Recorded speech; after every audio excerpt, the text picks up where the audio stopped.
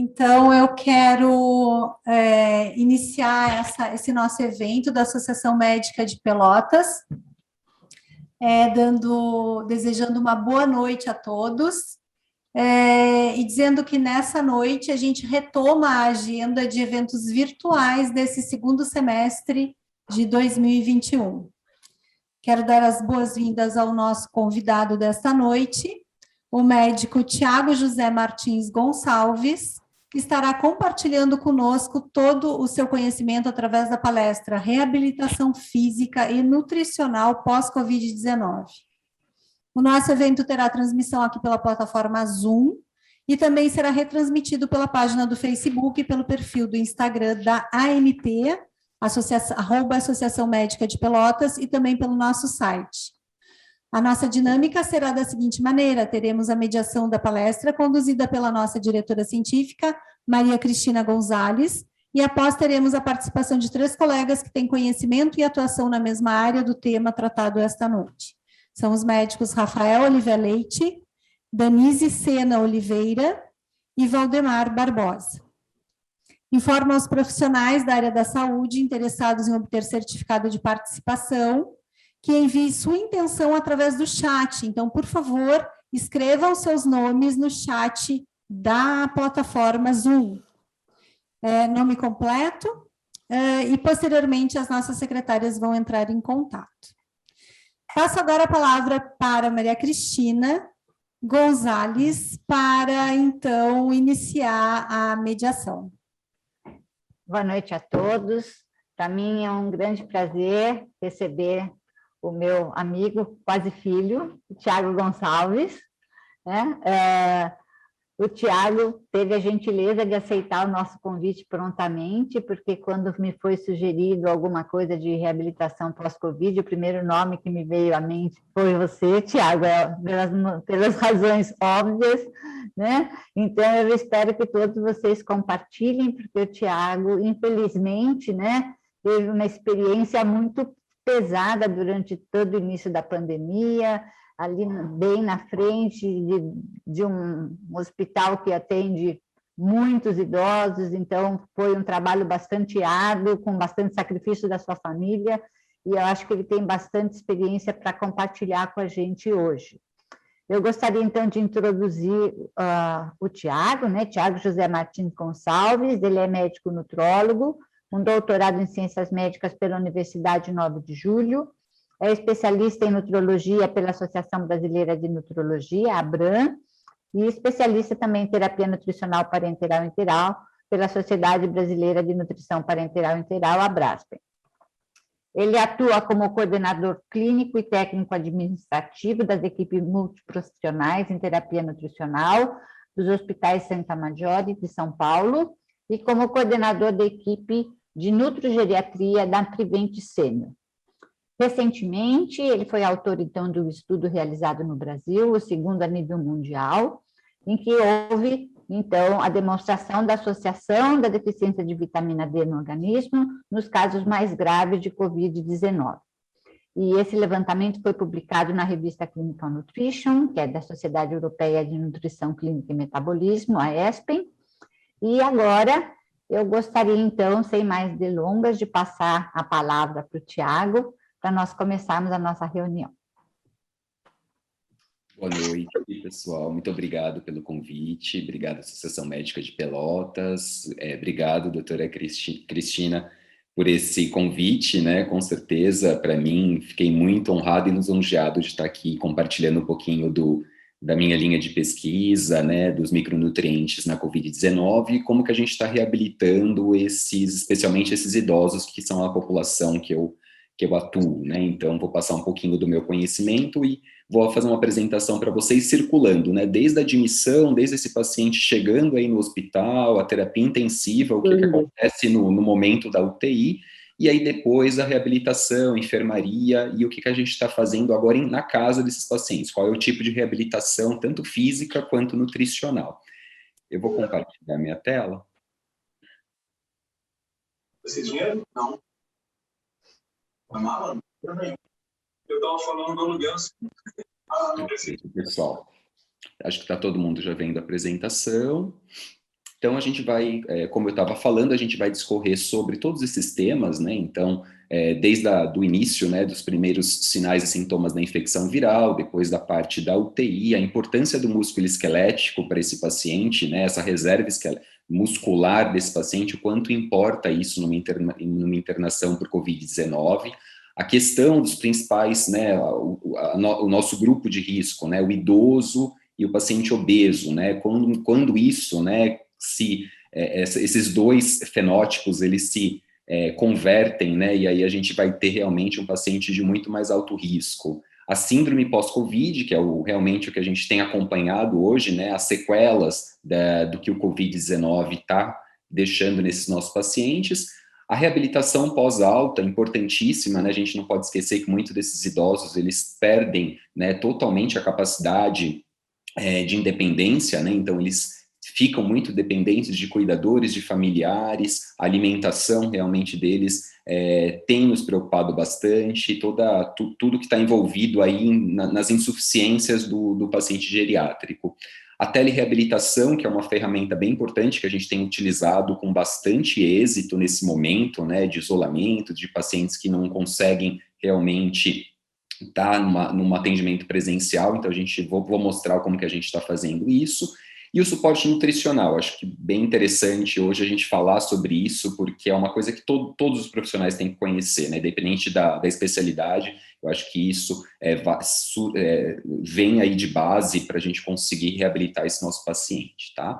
Então, só para a gente lembrar um pouquinho, esse foi um dos primeiros trabalhos que foram publicados, né, desde a época lá onde a gente começou a escutar sobre a Covid-19, então sobre o mercado de peixe lá de Wuhan, então o tipo de vírus, como que ele era, a questão da estrutura dele, de ser um RNA vírus, da proteína spike, de como ocorria a replicação e a contaminação, período de incubação um pouco mais prolongado desse vírus, diferente de outras, né, epidemias que houveram onde o período de incubação era menor, então isso propiciou uma maior propagação do vírus. A gente sabia também, desde o começo, né, um pouco da história natural, isso foi sendo modificado de acordo, né, com a evolução, né, dos pacientes. A gente percebeu que no começo eles agravavam um pouco mais rápido, eles iam para a unidade de terapia intensiva, assim, em geral, no terceiro, nono dia, e agora a gente já percebe que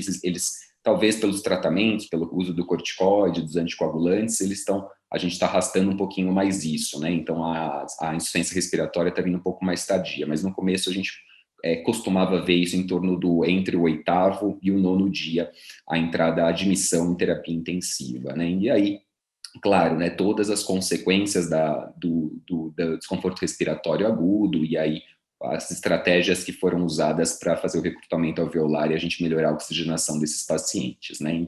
Uma outra coisa que chamava muito atenção que chama muito atenção, na verdade, é a lesão em vidro fosco, né, que acontece no alvéolo pulmonar. Então, a gente sabe que é uma lesão intersticial, ela comete mais lobo posterior, e o grande problema é que esse paciente, mesmo depois da cura, ele fica com sequela, ele fica com uma fibrose pulmonar, e a gente tem visto isso agora na fase de reabilitação, né? Então, esses pacientes, eles têm né, eles desaturam muito fácil, muitos deles não conseguem fazer alguns exercícios ou testes de caminhada por conta de saturação, mesmo depois de 3 meses já de alta do Covid, né? Então, uma coisa mais prolongada.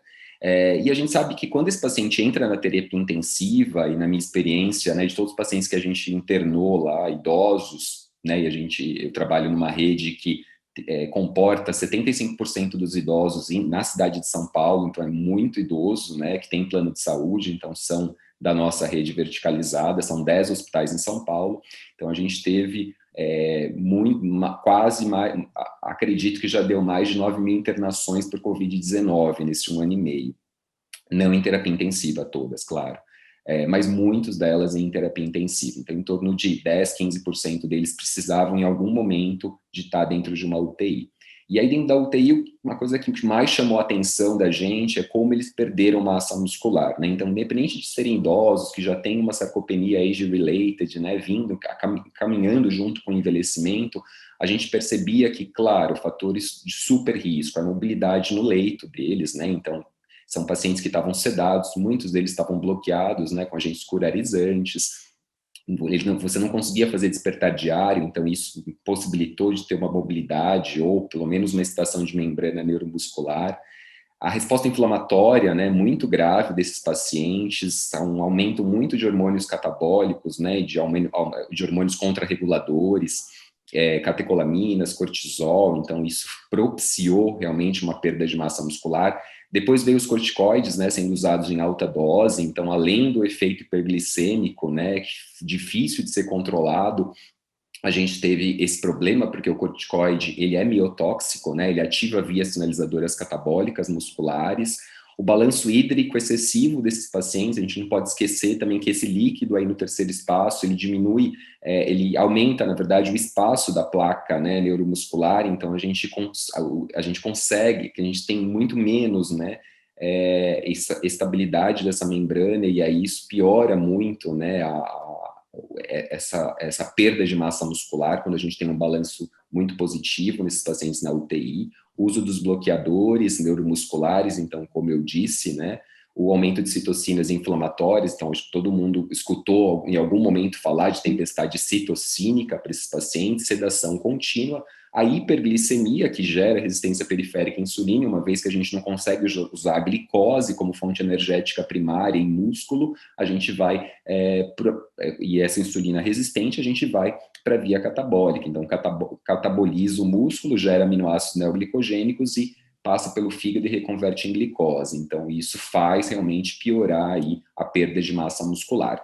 E uma coisa que foi muito comum na COVID, agora já melhorou um pouco, mas no começo a gente não sabia como nutrir esses pacientes, né? Eram pacientes que estavam em posição prona, 17, 18 horas por dia, então as pessoas tinham medo de dar dieta integral para esses pacientes, pacientes com hiperglicemias graves, então tudo isso dificultou o suporte nutricional no começo aí da primeira onda, então por iatrogenia mesmo a terapia nutricional foi muito inadequada, né? E o que a gente sabe hoje que também realmente não é fácil, né? O paciente muitas vezes está com droga vasoativa em valores, né, em ascensão, ele tem uma ventilação mecânica prolongada, ele está com o estômago gastroparético, ele está em posição prona, ele é um grande obeso, onde toda a equipe de saúde tem uma dificuldade maior aí de mobilizar esse doente, muitos deles estão em terapia renal substitutiva, então tudo isso fez com que realmente, como que a gente ia nutrir esse paciente, né? Então, como que a gente ia fazer ali uma atividade, uma terapia física para esse doente que está tão instabilizado e tão grave, com múltiplas comorbidades, né? Então, isso realmente fez com que atrapalhasse aí o nosso suporte ideal na terapia intensiva. E a gente sabe também hoje, por estudos, que diferente de outras doenças, como sepse, como um AVC ou um paciente oncológico na UTI, que são hipometabólicos, são hipercatabólicos, mas são hipometabólicos no início da terapia intensiva,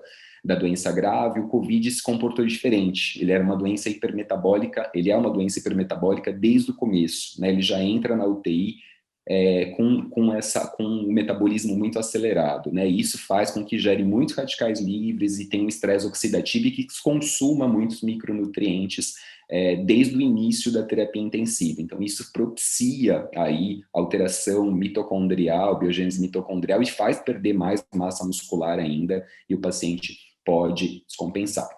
A gente teve esse estudo, né? Na verdade, ele está em andamento, que é o acompanhamento, né, do gasto energético desses pacientes aí de forma longitudinal na terapia intensiva, nesses pacientes COVID-19, e o que a gente vê, né, por essas análises do professor Paul Schmeyer, que gentilmente forneceu esses dados para mim, foi realmente essa instabilidade, né? Então, todo dia você tem uma mudança desse paciente em relação ao metabolismo dele. Então, o que a gente usa hoje para estimular, para estimar, na verdade, a gente usa equações preditivas e a gente mantém isso durante dias, semanas desse paciente do que a gente está oferecendo. E, na verdade, na COVID, a alteração é diária, né? Então, o que ele propõe, na verdade, é que isso seja feito por calorimetria indireta todos os dias na terapia intensiva, né? Que a gente consiga ter uma análise diária por calorímetro indireto do gasto energético desses pacientes, porque as formas preditivas, né, como tem aqui mostrando nas linhas tracejadas, né? Então elas não, no Covid-19, elas não funcionam, porque a gente vai ter momentos de hipermetabolismo maior, onde essas fórmulas não acompanham, e aí por isso que esses pacientes perdem muito massa muscular e muito peso na terapia intensiva, além de todos os outros fatores que eu já elenquei, né? Então, mesmo os pacientes com IMC acima de 30, pacientes obesos, eles também são hipermetabólicos, né? Muitas vezes a gente dá menos caloria para eles na terapia intensiva, né? Então, é uma coisa que a gente precisa pensar mesmo, né? E que no começo da primeira onda a gente desconhecia. Esse estudo saiu ontem, né, na Clínica Nutrition, do professor Paul Schmeyer.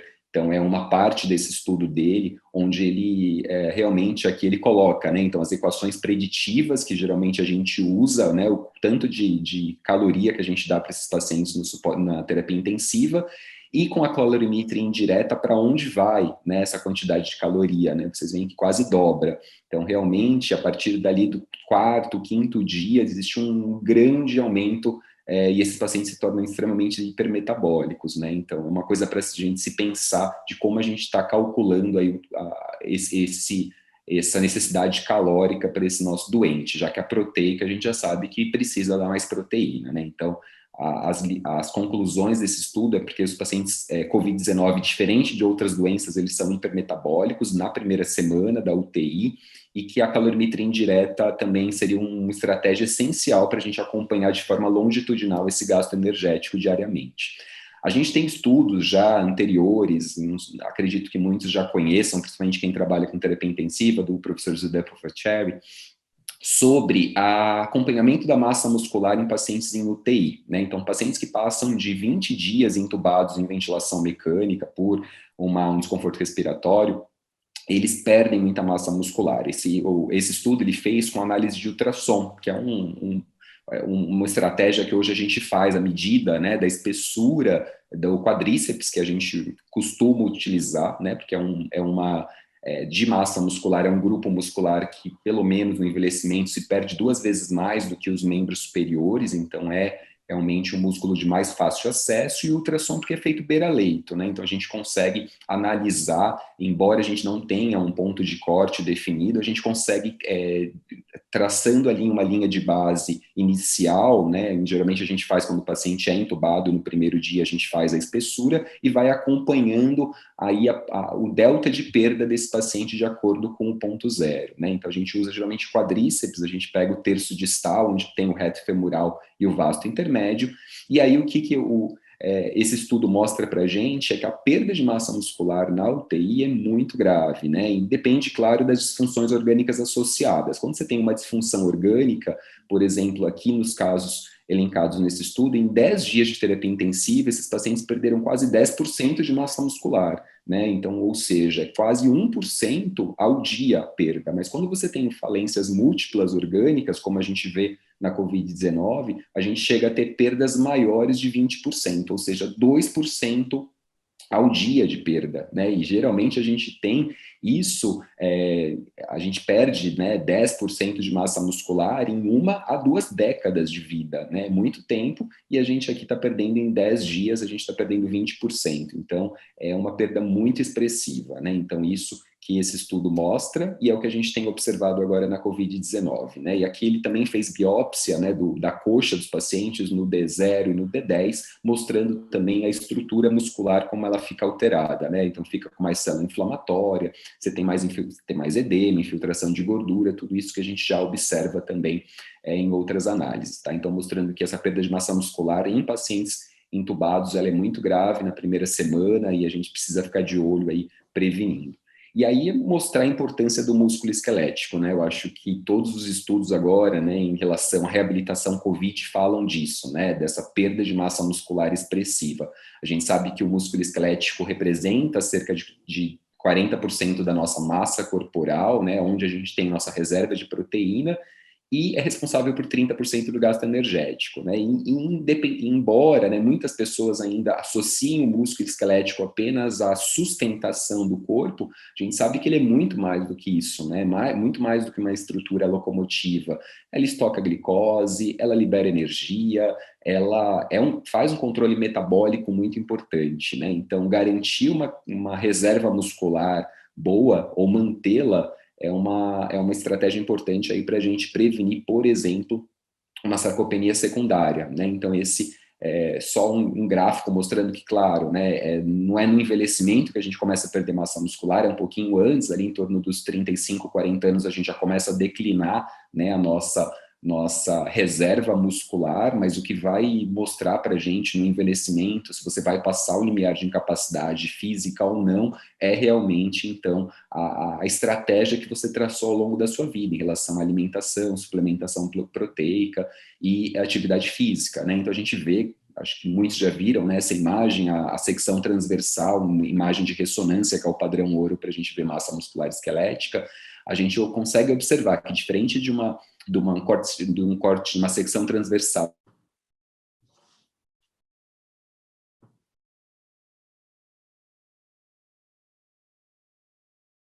aqui de um jovem, isso a gente chama de misteatose. Então, essa misteatose, ela pode aí prejudicar, então, não só a reserva muscular, mas também o deslizamento, a contração muscular como um todo, tá? Em relação à perda de massa muscular, a gente sabe que no envelhecimento, né, essa perda, ela acontece ali de 0,5% a 1% ao ano, então a gente chega a ter uma década ou 2 décadas com até essa perda aí de 10% de massa muscular, uma coisa que acontece em 10 dias de UTI. Então, só para vocês verem, mas que a força muscular é uma coisa que na geriatria a gente está percebendo muito mais, a gente já percebia muito mais, né? A força muscular, ela é perdida muito mais precoce, muito mais rápido do que, inclusive, a massa, né? Então, a gente tem até uma perda 3 vezes maior da força do que da massa, e por isso que hoje a gente começa a investigar a sarcopenia pela análise da força muscular e depois a quantificação e a qualificação dessa massa muscular, tá? Então, acho que todo mundo já escutou falar também de sarcopenia, que é a perda de força, onde a gente já tem uma provável sarcopenia e depois a gente vai ver a massa muscular em qualidade e quantidade, todos os fatores envolvidos, né, hormonais, metabólicos, nutricionais, a atividade física às vezes reduzida, e aí a gente pode ter fraqueza, imobilidade, e aí a gente pode ter aí a redução de qualidade de vida por perda da independência e da incapacidade física, tá bom? Quando a gente está na terapia intensiva, e esse é aquele estudo do Profecelli, a gente sabe que a célula muscular, né, o miócito, ele tem vias anabólicas e catabólicas, né, e a via anabólica a mais potente via anabólica, o receptor mais potente é o receptor insulínico, né, e é esse receptor insulínico que na UTI ou, né, durante o envelhecimento ou no paciente diabético, ele está comprometido, ele está resistente, né? Então, quando a gente tem uma resistência dessa insulina ou de receptores símiles à insulina, a gente perde a nossa via anabólica principal e a gente aumenta as vias catabólicas, né? E o grande problema é que quando esse receptor, né, aqui no caso representado pelo IGF-1, está resistente, a gente não quebra o receptor em RS1, nem IPI3K, nem AKT, e não ativa a mTOR. E a mTOR é a via final para a gente estimular a síntese de novas proteínas no corpo, né, no músculo. Então, quando a gente não tem essa ativação da mTOR, você realmente aumenta e predomina as vias catabólicas, né, e aí a gente vai comprometer. E quando a gente está com Covid-19, a gente tem a tempestade citocínica, com TNF-alfa, com uma série de interleucina 1, interleucina 6, TNF-alfa, que estimulam vias catabólicas musculares, né? Principalmente a via do NF-kappa-beta, kappa-B, que faz a ubiquitinização, né? Ele pega um pedaço do DNA do núcleo, ele quebra esse pedaço de DNA e apresenta para um proteassoma para digerir esse DNA e aí causar apoptose dessa célula muscular, e aí gerar aminoácidos que vão fazer neoglicogênese. Então, tudo isso consegue, né, fazer com que haja uma perda mais rápida na UTI, tanto por resistência insulínica, quanto por aumento dos hormônios, das citocinas catabólicas e dos hormônios contrarreguladores, né? E no idoso, a gente tem um outro grande problema, que é a miostatina, né, que é uma proteína que no idoso ela está aumentada. E essa miostatina também ela é catabólica, né? Ela é catabólica e antianabólica, que ao mesmo tempo que ela ativa as vias de degradação muscular, ela também inibe a via da mTOR e da AKT. Então, você tem uma dupla via, por isso que no envelhecimento a gente perde tão rápido assim, e tem esse envelhecimento age-related por conta do aumento dessa miostatina que é visto. E quando a gente pega o nosso idoso obeso e põe ele na UTI, então a gente pega todo o problema inflamatório junto, né? E aí a gente tem o problema que os adipócitos, o centro dos adipócitos hipertróficos, hipertrofiados num grande obeso, eles geram necrose e produzem uma quantidade muito grande de TNF-alfa, né? E aí o grande problema é que vai causar a liberação de adipoxinas, né? Então IL-1 e IL-6, principalmente TNF-alfa, que vão também estimular a perda de massa muscular, né? Então, a obesidade, né, o conceito, né, fisiopatológico da obesidade sarcopênica é quanto mais gordura, mais você vai liberar dessas adipocinas, principalmente por liberação de TNF-alfa e miostatina, que vão lá no músculo e vão perder mais massa muscular, né? E aí vai ter mais resistência insulínica, vai liberar mais alanina, neoglicogênese, e aí a gente entra num catabolismo incontrolável, né? Por conta de 3 fatores juntos: idoso, obeso e está dentro da UTI, né?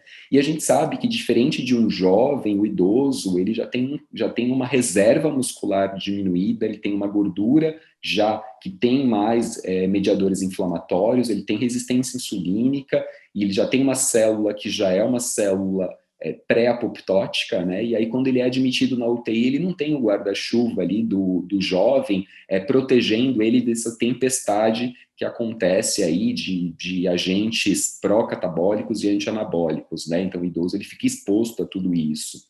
E aí a gente tem o que a gente, quando vai na transição da terapia intensiva já para alta, antes da alta, a gente já começa a ver que esses pacientes estão evoluindo com a fraqueza adquirida em terapia intensiva, por todas as alterações, tanto neuroendócrinas quanto, né, a questão das alterações estruturais. Então você tem denervação funcional, você tem uma membrana neuromuscular que está pouco excitável, você tem o músculo inflamado ainda com áreas de miesteatose, fibrose que não consegue ter contração, e você tem alteração hormonal também, né? Eles têm resistência insulínica, eles têm, a gente não pode esquecer das hiperglicemias. As hiperglicemias, elas, dependendo do local onde você tem essa hiperglicemia, por exemplo, células imunológicas, macrófagos, neutrófilos, eles não têm receptor insulínico, então essa glicose entra diretamente e esses produtos de glicação fazem diminuir a função, né, das células imunológicas, então prejudicam os mecanismos de autofagia. Então, é extremamente danoso isso, aumenta a radical livre, e aí a gente reduz a produção de ATP e de fosfocreatina. Então, tudo isso faz com que tenha esse prejuízo. E é isso que a gente vê, né? Então, a lesão da UTI, embora a gente consiga dar alta da UTI na segunda, terceira, quarta semana, isso é muito prolongado. Então, a gente estima que depois de 5 anos ainda esses pacientes ainda vão ter um déficit de massa e força, principalmente, tá? E na terapia intensiva, diferente daquele envelhecimento muscular age-related, a gente já imagina que a força é perdida, na vez de 3 vezes, 7 vezes mais do que até a massa. Então, a volta da força muscular depois da alta da UTI é uma coisa muito mais lentificada, tá?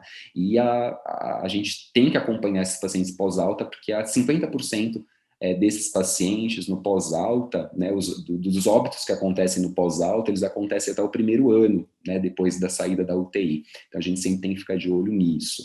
A gente sabe que a disfunção diafragmática pode ser precoce, mas é a fraqueza adquirida que aumenta, né, na curva de sobrevida, é o que aumenta a mortalidade com significância estatística, né? Então, embora a disfunção diafragmática seja precoce, realmente é a fraqueza adquirida que vai piorar aí a sobrevida, principalmente até o 2º ano pós-alta de UTI, tá? E a gente sabe que está muito associado com a redução de massa muscular. A gente usa muito hoje também a tomografia para fazer essa análise da massa. Então aqui uma análise retrospectiva, né, de pacientes que tiverem ventilação mecânica, onde a gente pega ali o corte da L3, onde a gente pega a reta abdominal, a gente pega os oblíquos e uma parte do psoas e faz o cálculo dessa massa muscular, e a gente sabe que ela está associada a maior mortalidade, né? Então, os pacientes, tanto em homens quanto mulheres, a gente faz essa diferenciação para analisar a composição corporal, a gente sabe que a sobrevida é muito menor quanto menos massa muscular esse paciente tem, né? Então, a gente já sabe essas associações,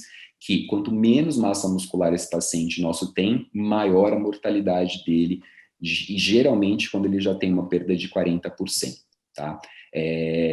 O professor Poischmeier também, ele mostra por análise de ultrassom, né, a diferença aí de um atleta pré-treino, né, onde ele tem um músculo, você vê que tem uma ecogenicidade melhor, então ele tem uma quantidade de glicogênio, né, maior, uma carga muscular maior. Um idoso em repouso, onde você já tem processos de miosteatose, você tem áreas de miofibrose, já tem uma ecogenicidade, um tom de cinza um pouco maior, né? E o idoso crítico, onde ele não tem reserva de glicogênio nenhum, mas você vê que o músculo dele realmente a qualidade é muito ruim, né? Então a gente já consegue ver isso pela ecogenicidade pelo ultrassom, né? Então ele propõe todo o bundle, né, de qualidade de vida pós-UTI, né, então tudo aquilo que a gente já sabe, despertar diário, menos sedação, controle de delírio, mobilidade precoce, suporte nutricional e estratégias para a gente ganhar força e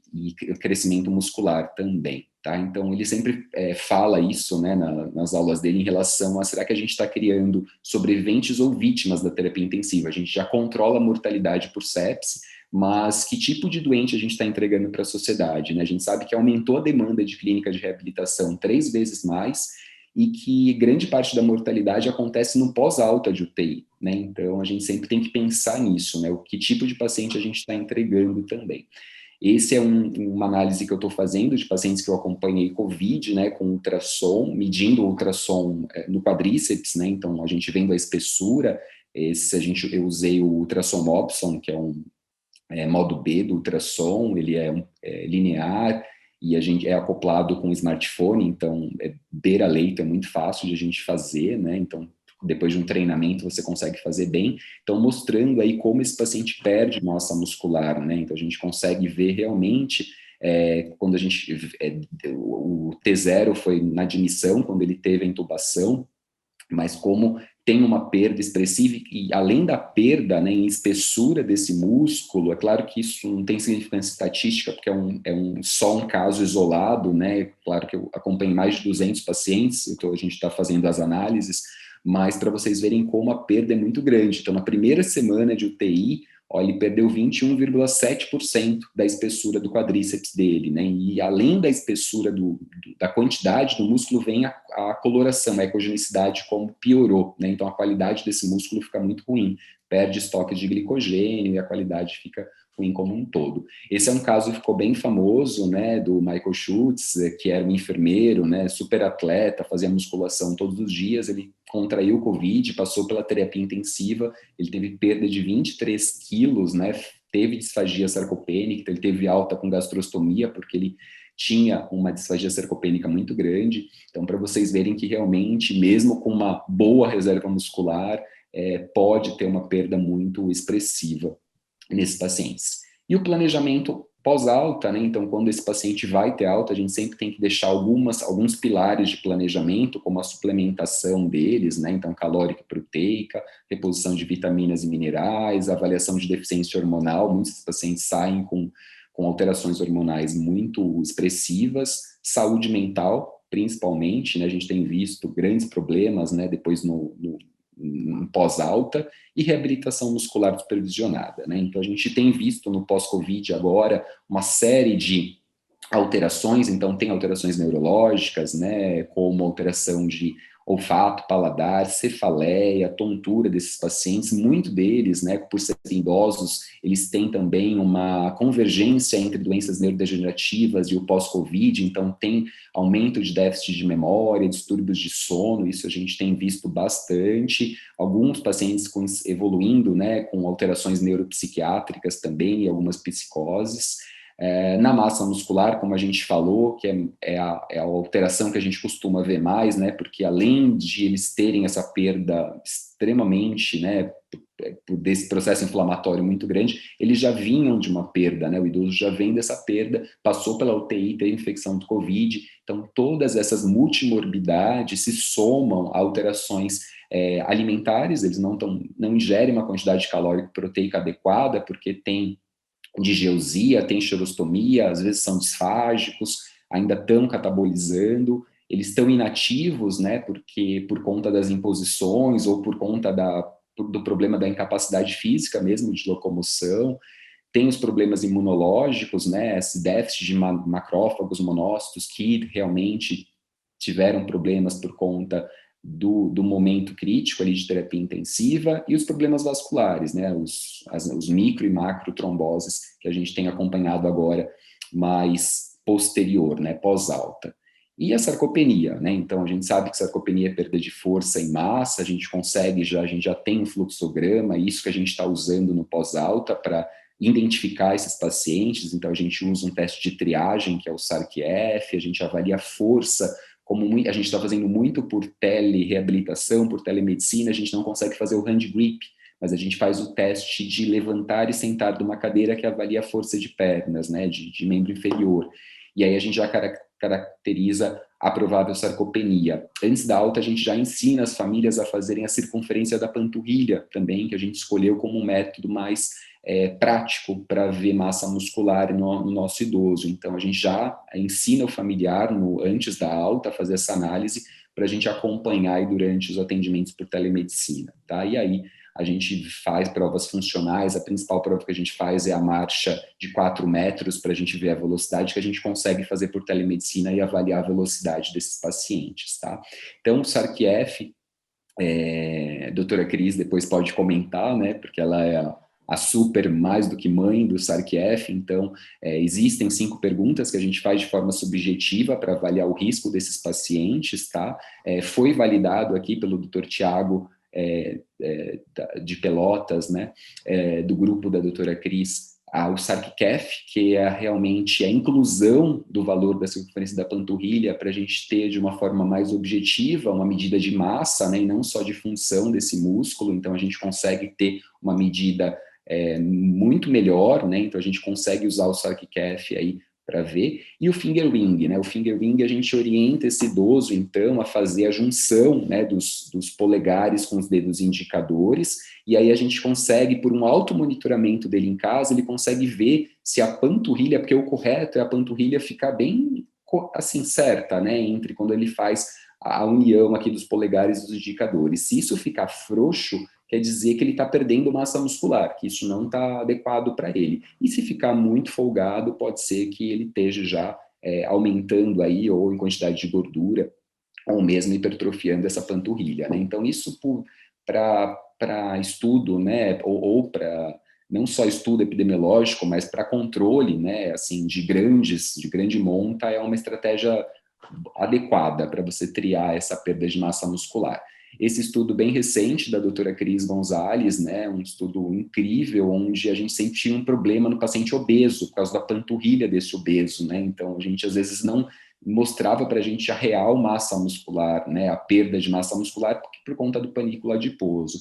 Então agora a gente já consegue, através do IMC desse paciente, descontar a quantidade, né, de centímetros referente ao IMC dele, então a gente tem um dado mais tranquilo de a gente usar, porque, como eu falei, a maioria dos nossos idosos internados, né, os que evoluíram pior eram obesos, né, então a panturrilha não estava, sem esse fator de ajuste, a gente não estava conseguindo, né, identificar muito bem os pacientes com risco. Avaliação de força, né, então a gente tem o hand grip, a gente não está fazendo na reabilitação, a gente está fazendo mais esse teste de levantar e descer da cadeira, então a gente fala para o paciente, né, durante a telemedicina, a gente fala para ele levantar e sentar na cadeira, né, tem que ser 5 vezes, e a gente mede ali 15 segundos, né, então é o adequado para a gente ver se realmente ele está conseguindo fazer o teste, então mais do que 15 segundos, 15 a 20, já mostra aí um retardo, aí uma redução de força, então, de membros inferiores. Prova de função que a gente mais usa, então, é o teste de caminhada de 4 metros, tá? Então, a gente existe o TUG, o Time Up and Go, onde ele vai até um objeto a 3 metros, volta e senta, e tem a SBBP também. Então, a gente vê realmente nesses pacientes com Covid uma perda muito grande, redução de força, né, até muito maior do que prova funcional em massa. Então, vocês veem que, por exemplo, no quadríceps, 86% que tem alta, eles já têm uma redução de força do quadríceps, tá? Então, mostrando que todo paciente pós-alta de Covid, ele precisa ter um segmento de reabilitação física e nutricional, que é super importante, tá? Telereabilitação, a gente está usando tanto a telereabilitação passiva quanto ativa, então o paciente fazendo os exercícios ou usando videogames, essas estratégias onde a gente consegue, né, fazer ele interagir e fazer movimentos guiados pelo programa. Então é uma estratégia que tá super...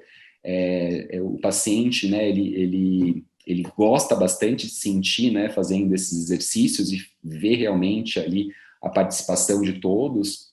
Não é personalizado, a gente percebe que quando eles fazem em conjuntos, né, por programas como o Zoom, como o Google Meeting, eles fazem melhor, eles gostam de ficar mais tempo fazendo. A gente usa algumas estratégias de exercício resistido, aeróbico, equilíbrio também, né, então essa publicação que a gente fez na diretriz de envelhecimento em 2019, então a gente está usando mais ou menos esse esquema para a gente reabilitar esses idosos. A gente já tem estudos mostrando que telereabilitação funciona e funciona muito bem, quando a gente já está fazendo o acompanhamento desses pacientes aí, até de 6 semanas até 28 semanas, até 6 meses, a gente sabe que muda quando você faz telereabilitação supervisionada do que só você orientar na alta o que o paciente precisa saber. Então, com diferença significativa, a gente tem melhora, né, de agachamento, tempo que você faz o agachamento, de teste de caminhada, de teste de qualidade de vida. Então, mostra que é um método seguro, aplicável, baixo custo e tem uma aplicação de larga escala você fazer a telereabilitação. Esse é um estudo do nosso grupo, né, sobre os pacientes em telereabilitação. Então, isso foi feito até setembro do ano passado, a gente já tinha feito 1.696 idosos com telereabilitação, 30 dias de telereabilitação pós-alta. Então esse é o protocolo que a gente usa. Então antes da alta a gente já entrega um livro, né, um folheto para ele com tudo que ele vai fazer em casa, e a gente vai monitorando ele no primeiro, no 10º dia, no 20º, no 30º e depois 60 dias, né? E a gente usa algumas escalas geriátricas e provas de funcionalidade para a gente estar acompanhando esses pacientes. E claro, né, os pacientes, quando a gente compara enfermaria e o paciente que foi para UTI, eles são os pacientes que realmente têm os piores índices, tá?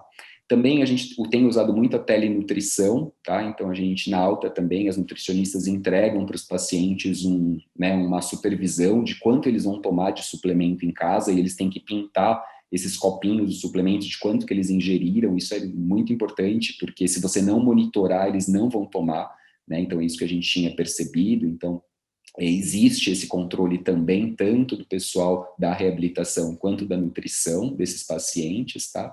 E no idoso a gente tem um grande problema, né, que é a resistência anabólica para a gente dar suplemento. Então a gente tem que dar uma dose muito maior do que a gente dá para um jovem, porque a gente precisa vencer a resistência anabólica deles, né? Eles têm diminuição da absorção, né, da digestão gástrica de proteínas, porque muitos deles são usuários de omeprazol, pantoprazol, eles têm déficit de absorção de algumas vitaminas, eles têm uma perfusão muscular ruim, então para o aminoácido chegar até o músculo demora muito mais. Então tudo isso a gente, fazendo uma análise das principais proteínas que a gente pode dar para o idoso, realmente o whey protein é a proteína que mais se adequa, né, por se ter uma digestibilidade melhor, por ser uma proteína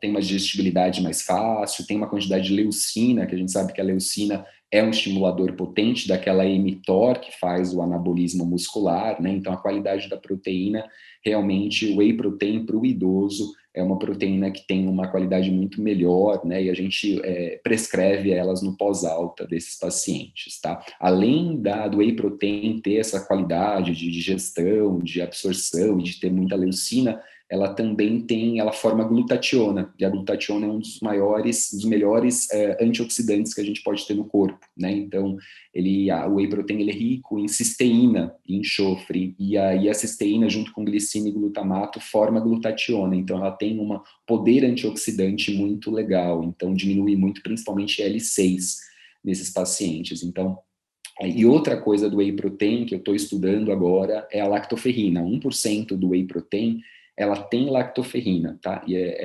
E a lactoferrina, e já existem alguns estudos rolando sobre o poder da lactoferrina em inibir a replicação viral, tanto por indução, né, de interferon alfa e beta dentro dessa célula, e aí diminuindo a replicação, quanto também ocupar os receptores e diminuir o contato com a proteína S do vírus. Então, isso é uma coisa que a gente está estudando também, sobre a ação da lactoferrina presente no whey protein, tá? Vitamina D, como, né, já foi falado, acho que foi um dos primeiros estudos, né, que a gente publicou sobre, na verdade, a prevalência da quantidade de pacientes idosos, né, então a gente coletou essa vitamina D assim que eles chegaram não tinha tempo de UTI, né, então ele chegou no PS, a gente já fazia uma coleta de micronutrientes, então a gente viu que 94,2% dos pacientes tinham uma vitamina D abaixo de 30, eu sei que eram idosos, né, eram pacientes que estavam já isolados, mas é uma prevalência muito alta, né, de deficiência de vitamina D. Não é um estudo causa e efeito, né, é um estudo de prevalência descritivo, tá, isso eu acho que é bom, bem claro a gente falar, né, que não é causa e efeito, e quase 70% desses idosos que foram para a UTI, então esses dados são só dos pacientes que chegaram no PS e foram para a UTI, tá? Eram obesos, tá? Teve uma correlação negativa entre IMC e dose de 25-OH vitamina D, que a gente sabe que é uma vitamina lipossolúvel, né, e o obeso, ele é uma esponja, né, então essa vitamina D no obeso, ela entra toda no adipócito e diminui o nível sérico, então para o paciente obeso idoso, a gente sempre gosta de jogar um pouco a dose um pouquinho mais alta de vitamina D, ali entre 30 e 40, no exame, porque a gente sabe que o paciente obeso, ele recruta mais para o adipócito e diminui o nível sérico, tá?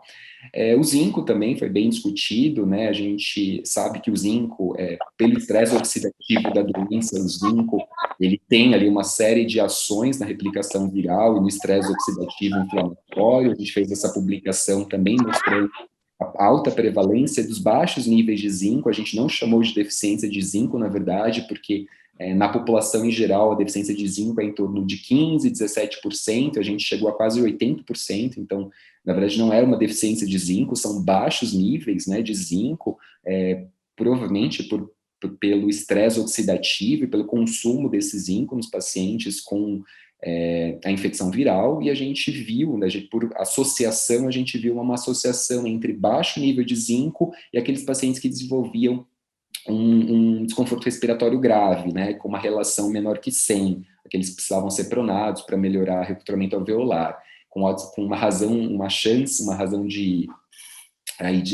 chance de 14,4, né, então muito bem, e com significância estatística, então mostrando realmente que os pacientes com menor nível aí de zinco, mais evoluíam aí, tinham evolução para uma forma mais grave de desconforto respiratório. Outro estudo que a gente publicou também foi sobre a tiamina e pacientes diabéticos com COVID, né? Então a gente percebeu também que como a gente calculou, a gente já na hora da coleta no PS já coletava uma série de micronutrientes, depois a gente foi estudando os dados, né? E a gente percebeu que a deficiência de tiamina demora muito para sair o resultado, é um processo de congelamento nessa análise, né? Então a gente não esperou o resultado dessa tiamina, ela demorava 15 dias, então a gente só teve esse resultado depois. Mas 15% tinham uma redução de tiamina, mas quando a gente jogava só para os pacientes diabéticos, a razão de chance era de 4,28, né? E a gente via que a correlação com os pacientes diabéticos era uma correlação negativa muito forte, né? Então, existe uma correlação forte entre o paciente, os níveis de tiamina e lactato arterial em pacientes diabéticos. Então, eles tinham uma hiperlactatemia muito maior, principalmente pelo mecanismo, né, metabolismo anaeróbio desses pacientes, diferentes dos não diabéticos, tá? A gente também, na reabilitação, está usando muito o ômega 3, tá? A gente sabe que o ômega 3, ele por vias, né, principalmente pela pipargama, ele inibe aquele efeito NF-κB, então, em catabolizar músculo, então, para o paciente em fase de reabilitação é uma estratégia importante. Estamos usando a creatina também, é um suplemento barato, que melhora muito força em idosos, tá? Então, é uma estratégia também importante como a gente sabe que a força está sendo perdida até muito mais rápido e com uma potência muito maior do que massa, está sendo uma estratégia importante para eles melhorarem a ganhar força, e por ser barato, a aquisição do suplemento, ela está sendo bem efetiva. A gente tem o HMB é um pouco mais difícil, né? Ele precisa ser manipulado, Então, mas a gente sabe que também o HMB ele tem uma ação até 20 vezes melhor que a leucina presente no whey protein, porque ele tem um efeito anabólico e anticatabólico importante, tá? São 3 gramas dia para alguns pacientes que a gente tem usado. E também alguns pacientes a gente verifica se tem, né, realmente a necessidade de entrar com agente anabolizante, no caso a testosterona, né? Então a gente sabe que o nosso principal receio é o risco de trombose, né? A gente fez em alguns casos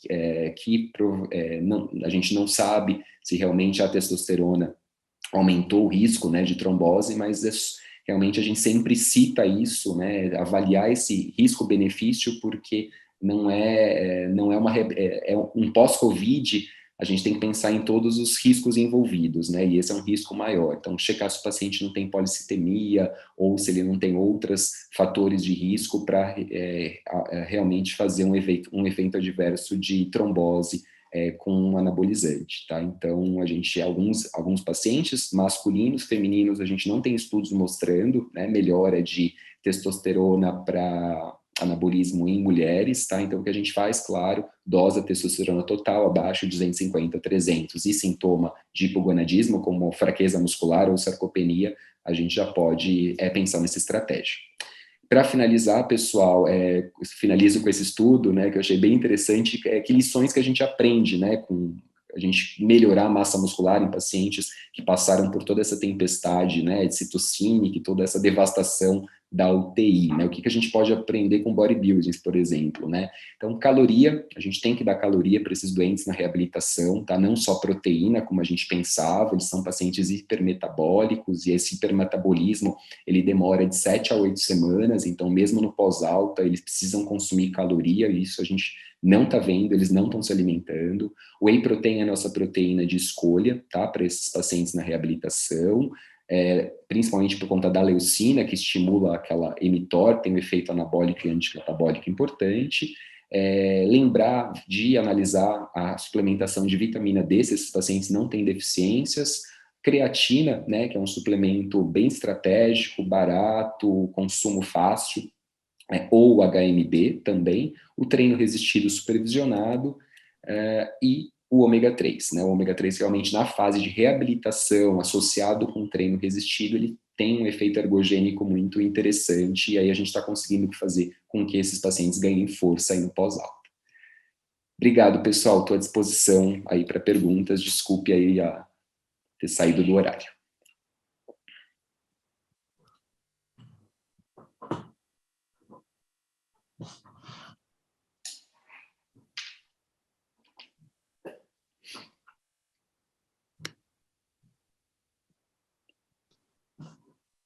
Cris está com o microfone fechado, Cris.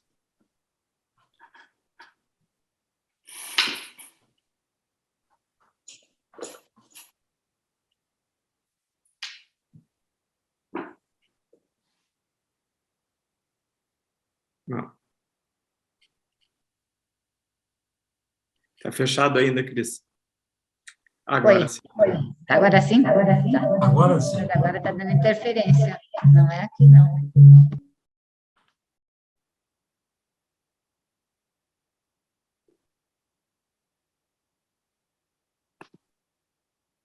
Estão me ouvindo agora?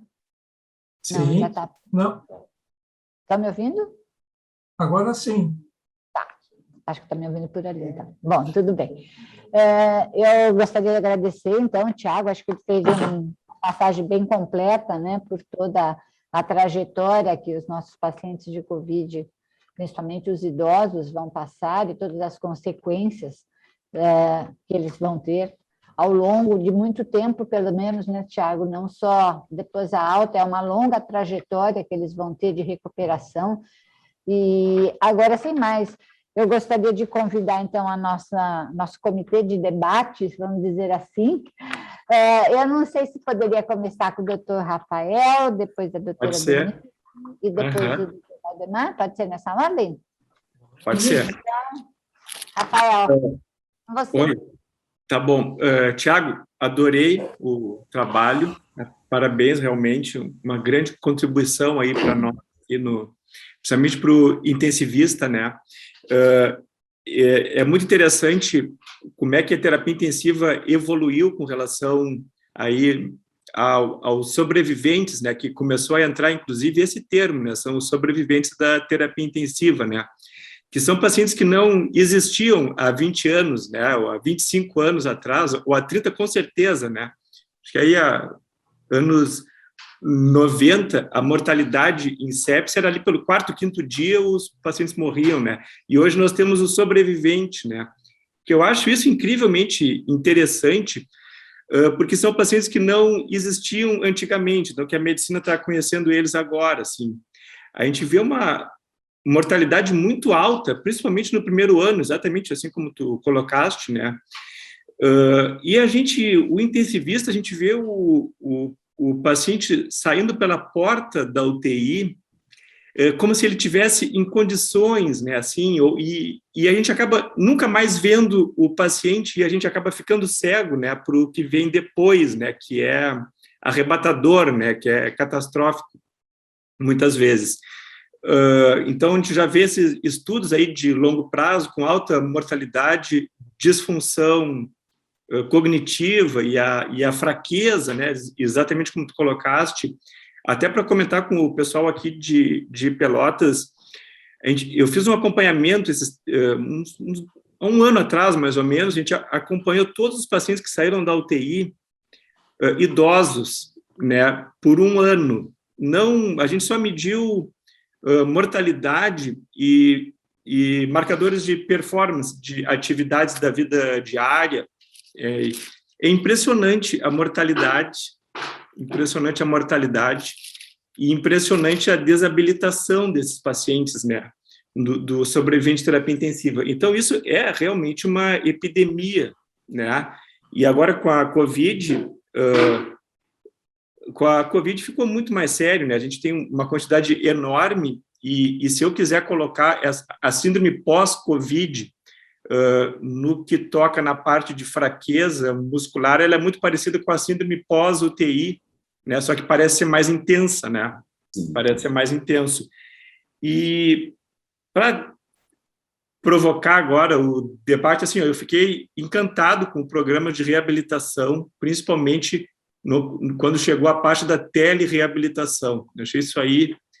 Então, o que eu quero, Tiago, é que tu fale mais sobre isso, como é que funciona. O paciente vai de alta, mas ele vai com o compromisso, vai com uma visita, uma televisita marcada. Se vai alguém presencial, né? Tu trabalha em São Paulo, daqui a pouco não tem como mandar atender. Tu falaste 9.000 pacientes pós-Covid, né? Eu queria que tu falasse mais assim. Como é que operacionaliza isso assim com os teus pacientes? Na verdade, Rafael, a gente tem uma vantagem ali porque a gente é uma rede verticalizada, né? Então, a gente tem um prontuário único, a gente tem equipes únicas, né? Isso, às vezes, é muito difícil em outros locais, né? Onde você tem equipes isoladas e onde os processos não se encontram e os protocolos não funcionam, né? Então, como a gente tem uma equipe única e um centro único, embora são 10 hospitais separados, mas a gente consegue ter uma equipe que faz a gestão desses pacientes, a gente chama de gerentes de processo, né? Que são pessoas... a gente escolheu, na verdade, fisioterapeutas para fazer essa gestão, e eles, eles já começam a visitar esses pacientes quando eles já estão no pré-alta, né? Então, de 48 horas, 24, então o geriatra passou visita, programou a alta, 48 horas, 24 horas, eles já recebem uma visita no hospital, é entregue uma cartilha para eles, uma cartilha bem ilustrativa, sem muita coisa escrita, então, mais assim, mostrando os exercícios, como eles vão fazer, então, exercício com elástico, com corda, a gente dá isso para os pacientes, inclusive, né, então ele nem vai comprar, a gente já entende que isso vai ser um ganho gigante. Eu estou dando suplemento para esses pacientes, então eles já saem com os potinhos de whey protein, de ômega 3, então a gente entende que isso sai muito mais, o custo efetivo disso sai muito mais barato eu dar suplemento para ele do que ele não tomar e ele cair em casa, ter uma fratura e né, e realmente a gente perder esse nosso idoso, né. Então, ele já sai com suplementação, ele já sai com todo um kit preparado. E aí tem essa equipe que faz, né, a supervisão presencial, que ensina essa família a fazer algumas coisas que realmente eles vão precisar fazer na telereabilitação, como algumas provas funcionais, testes de caminhada, então eles já ensinam isso em loco antes da alta. A gente não está fazendo visita domiciliar, a gente só faz visita domiciliar para os pacientes realmente acamados, né? A gente tem uma equipe só para isso, que atende, né, em domicílio, mas esses não, esses pacientes que têm alguma funcionalidade, eles recebem só telereabilitação, e a gente tem uma outra equipe que fica ali realmente no back-office, estão fazendo realmente esses atendimentos, né? Então, no primeiro dia que ele chega em casa, então ele chegou em casa, no outro dia ele já recebe uma ligação de um fisioterapeuta fazendo alguns questionamentos. São 12 perguntas que a gente estipulou, uma com cada pilar, então sobre ingestão alimentar, sobre realmente todas as principais questões aí de uma anamnese básica. E aí ali ele já vai direcionando se o paciente precisa de um psicólogo, se ele precisa já de um psiquiatra, se ele está precisando de um terapeuta ocupacional, e aí a gente vai disparando esse paciente para cada braço, né? Então isso é feito no primeiro dia, do 7º a 10º dia, e depende do paciente, aqueles pacientes que saem com oxigênio, né, muitos deles, dos nossos, saem com uso de O2, né, ainda em desmame. Como eu te falei, a rede verticalizada, tem que ter um giro rápido de leitos, então muitos deles saem com O2 e a gente faz o desmame também por telemedicina. E aí a gente vai, a grande maioria no 7º dia já faz o desmame total, daqueles pacientes que estão já com um cateterzinho de 1 litro, né, que só desaturam com uma caminhada, então a gente consegue desmamar esse O2. Mas faz no 7º a 10º dia, depois a gente vê esse paciente em torno do 15, no 15º dia, depois 30 e 60 dias, né, então essa é o básico. O que a gente tem percebido é que com 30 dias a gente já consegue, pelo menos 50% dos pacientes, dar um caminho para eles, né? Melhorar um pouco a funcionalidade deles, e eles seguem ali fazendo a atividade física deles e tudo.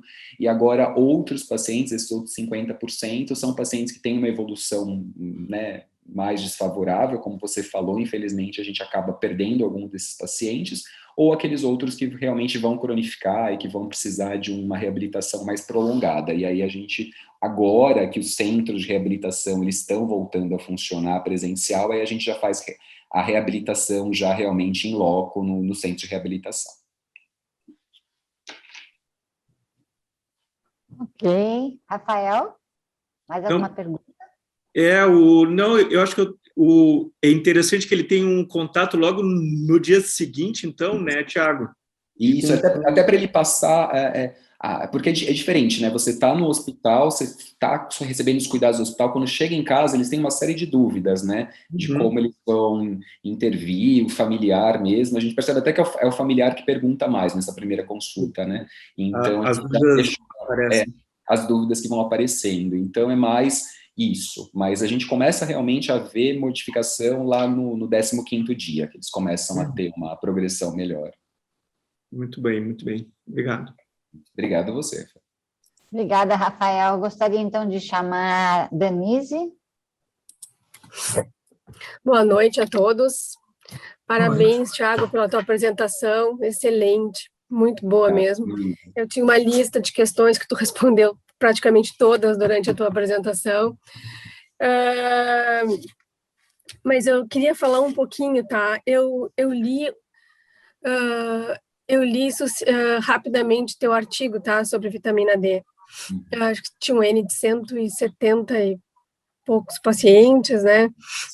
Que você fez na entrada da UTI e tal. E eu queria te perguntar se vocês estão fazendo suplementação de vitamina D no ambulatorial para quem?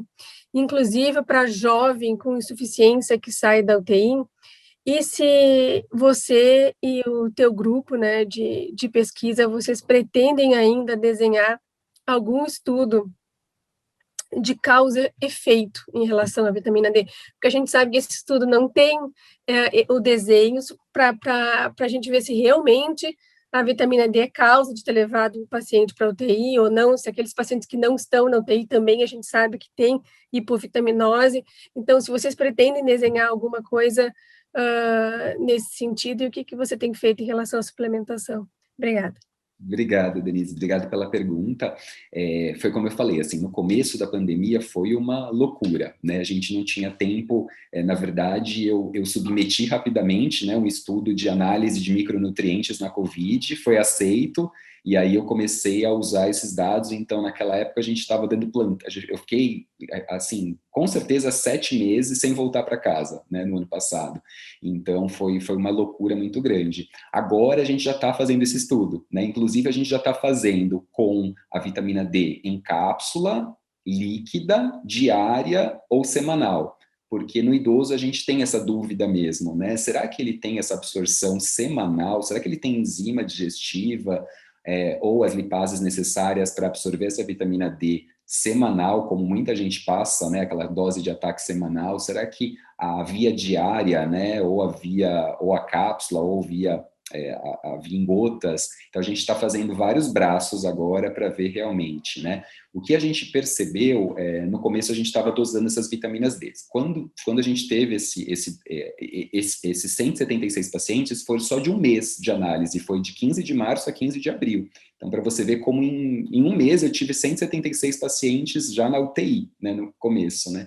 Então, é um N muito grande. Quando a gente começou a ver que realmente mais de 90% tinha deficiência, hoje todo paciente que entra na UTI, esses que não estão no estudo, ele já toma uma dose basal de vitamina D, tá? Então, a gente dá 7.000 unidades por dia para esses pacientes, tá? Então, eles tomam 7.000 unidades por dia em gotas, tá? Pela sonda, porque a maioria, né, já está entubado, e aí eles recebem 50.000 unidades por semana, como se fosse uma dose de ataque para eles, né? Então, até eles saírem da UTI. E aí a gente faz a redosagem da 25-hidroxivitamina D, né, depois quando ele vai para a unidade de internação, tá? Mas a gente usa padronizado 30, 25H30, para a gente fazer já a dose de ataque, porque a gente acredita que o idoso se beneficia aí de ficar acima de 30, de 30 a 40, é o que a gente está almejando, tá? Tiago, a população desse estudo é o idoso COVID em terapia intensiva? É a população-alvo do estudo? Isso. Exatamente essa. Então, pacientes idosos, entubados, ventilação mecânica, COVID-19. E aí a intervenção é as formas de administração de vitamina D com placebo? Isso, com placebo. A gente tem grupo placebo, a gente tem grupo que faz 2.000 unidades, tem grupo que faz 7.000 unidades, tem grupo semanal, então tem alguns braços. A gente tem para a SARA, como fosse um modelo da COVID, né, considerando a SARA, que é essa síndrome, que é um saco de gatos, aí tem inúmeros fenótipos, né, e a COVID parece ter um fenótipo um pouco diferente da SARA Baby Lung, né, clássica aí. Mas em SARA a gente tem estudos que ainda não mostram, ou ainda há controvérsia, né, na reposição da vitamina D, pelo menos, né? Como é que tu está vendo isso aí? Eu acho realmente, por isso que a gente está até realmente querendo saber realmente se isso é por conta da COVID, se a COVID realmente ela tem um consumo maior desses micronutrientes, ou se é uma coisa realmente da própria terapia intensiva, né? Então, essa é a nossa dúvida, Rafael. Eu acredito, assim, pelo que a gente tem feito lá e tudo, que realmente esses pacientes, eles já chegam, o COVID realmente, por conta desse hipermetabolismo dele, ele consome muito micronutriente, sabe? Diferente de outras doenças. Então, eu acho muito estranho, assim, o paciente já chegar e ter uma depressão muito grande de micronutrientes. Nos primeiros dias de doença aguda, né? Nos primeiros dias, a gente sabe que zinco diminui, selênio diminui tudo, mas o paciente já chegou, está com 3, 4 dias de sintomas, ele deu entrada no PS, insuficiência respiratória, se coletar e já está com nível muito baixo, a gente tem que investigar, né, se realmente é a COVID que está aumentando esse metabolismo mesmo, ou se é realmente da doença crítica que recruta para terceiro espaço e tudo aquilo do doente crítico, né? Uhum. Denise, mais alguma pergunta? Posso passar para o Dr. Valdemar? Não, muito obrigada por responder e vamos acompanhar aí a próxima publicação. Obrigado, Denise. Gostaria, Doutor então, de Tiago. convidar o doutor Valdemar. Pode falar, doutor Valdemar. Pois bem, doutora. Doutor Tiago, em primeiro lugar, muito obrigado. Eu acho que foi uma aula espetacular, maravilhosa. Você conseguiu o milagre de, em 1 hora, menos de um pouco, concentrar uma quantidade de informações fantástica. Acontece que a doutora Denise e o doutor Rafael acabaram com o meu áudio de perguntas. Começou com o doutor Tiago, que, à medida que dava aula, eu tinha uma série de coisas anotadas aqui e foram respondidas, felizmente. Eu tinha um número que era muito assustador, número americano, é outro universo, mas, enfim, e 50% dos pacientes com mais de 60 anos, Covid-19, pós-UTI, 50% morreram ou morrem no prazo de 6 meses. Isso é um número assustador. Para mim, o doutor Tiago falou em 1 ano, ao redor de 40% a 50%. Ou seja, esse vírus realmente, se foi criado, foi muito bem criado, né? Se ele foi fabricado em laboratório, isso é uma discussão que eu nem vou entrar, mas estou só comentando. Pô, realmente é do mal, né? É do capeta, porque não é só a questão muscular. Nós sabemos hoje, a neurocovid é uma coisa gravíssima. As complicações cerebrais, cardíacas, além da respiratória. Então, é uma coisa catastrófica, né? Então, eu acho que temos que acompanhar e continuar estudando, porque nós estamos reestudando medicina toda por causa da Covid, porque está agindo em todas as áreas, não tem área da medicina. E essa coisa de área, de divisão por área, é uma questão prática para poder estudar tudo, né? Mas eu acho que nesses meus 47 anos eu nunca vi alguma coisa semelhante. É como se tivéssemos entrado repentinamente num estado de guerra. Exatamente. Eu sinto assim um ambiente médico como um estado assim, um grande hospital de campanha num campo de batalha terrível, né? Porque o inimigo é invisível, muito sutil e se transmite de maneira muito discreta e, como o colega falou há pouco, um período de incubação mais longo. Então, você custa perceber que o quadro daquele paciente, que pode ser uma aparente gripe comum ou um resfriado comum, na verdade é o famoso, né? Mas eu agradeço em meu nome, acredito que todos têm o mesmo sentimento de gratidão e parabéns por sua performance e pela sua disponibilidade, não é? De se entregar da forma como se entrega, e inclusive com sacrifício pessoal e familiar, com certeza. Né? Obrigado. Mais um dos nossos heróis, né? Espero que continue sendo reconhecido. Muito obrigado. Um grande abraço e muito obrigado. Muito obrigado. Bom, eu tenho uma pergunta aqui, Tiago, que veio da Débora Kilpe. Perfeito. Ela quer saber a dose de ômega 3 e a proporção de EPA-DHA.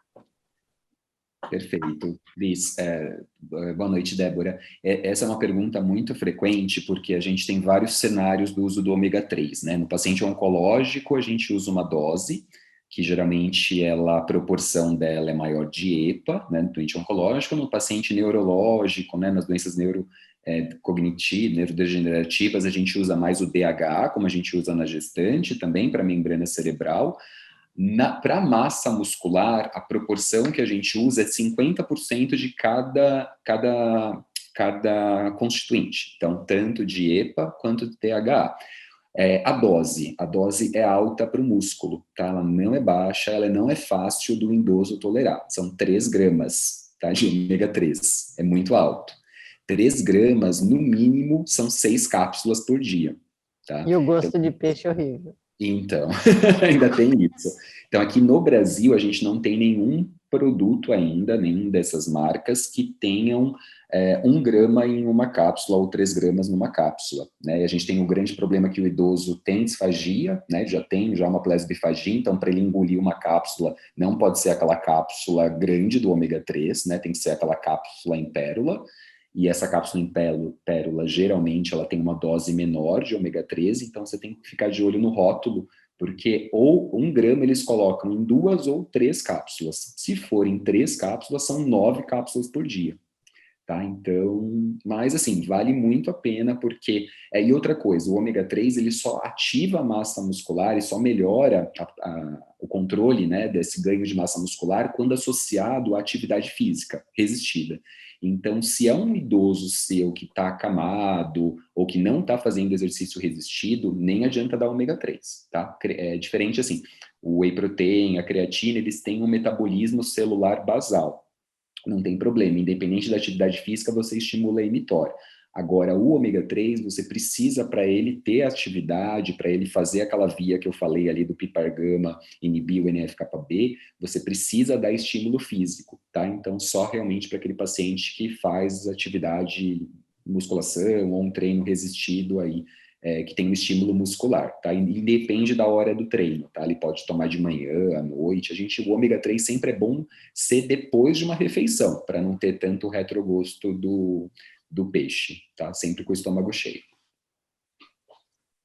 Algum dos colegas conhece ou conheceu emulsão de Scott? A gente só tinha isso para repor vitamina D há pouco tempo. Pô, na minha infância, aquele era o dia da tragédia na infância, era o dia de tomar aquele negócio, uma vez por mês, vinha a mãe com um colherão, fechava o nariz e a gente passava olha, imagina, uma colher de sopa daquilo, passava um dia inteiro com gosto de peixe. Agora imagina, mas tudo bem, é por uma boa causa, né? Uma questão de motivar o paciente. Né? Com certeza. Motivar o paciente. Motivado, ele toma qualquer coisa. Toma mesmo. Tiago, agora eu vou te fazer uma pergunta que a gente nunca conversou sobre isso, mas agora me veio na cabeça enquanto você estava falando. Você conhece o programa Vivifreio? Não. De reabilitação? Não conheço. Então, eu tive contato do Dr. Miguel Esquerdo.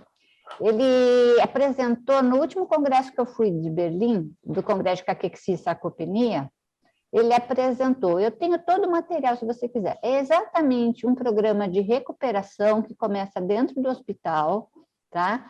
E ele é muito interessante porque ele tem na forma de passaportes, então você tem o passaporte A, B, C, então conforme você vai aumentando a sua capacidade funcional, você vai subindo de nível, e ele tem todo um material colorido com o disco dos exercícios, e são exatamente esse tipo de exercício para fazer em casa, né? Começa dentro do hospital, são caminhadas, são levantamento de pesos, qualquer peso doméstico, sentar e levantar da cadeira, mas eu acho interessante porque ele é um programa progressivo, então estimula o paciente a subir de nível, né? E aí você estava falando, eu falei, mas gente, ele não falou do Vivifreio, será que ele não está usando, será que ele conhece alguma coisa? Não conheço, Cris, mas a gente faz uma coisa bem parecida para estimular o paciente e a gente só entrega os suplementos para ele para 15 dias. Ele precisa cumprir a agenda dele de consultas de telereabilitação para ele conseguir o resto da suplementação gratuita, né? Então, a gente só entrega para 15, né, por causa da quantidade também, e depois a gente envia por motoboy para casa dele também o restante, mas ele tem que ter cumprido ali pelo menos as 3 consultas, né? O primeiro, o 7º e o 15º dia. Então, também é uma forma de estimular e ele participar, né, do grupo.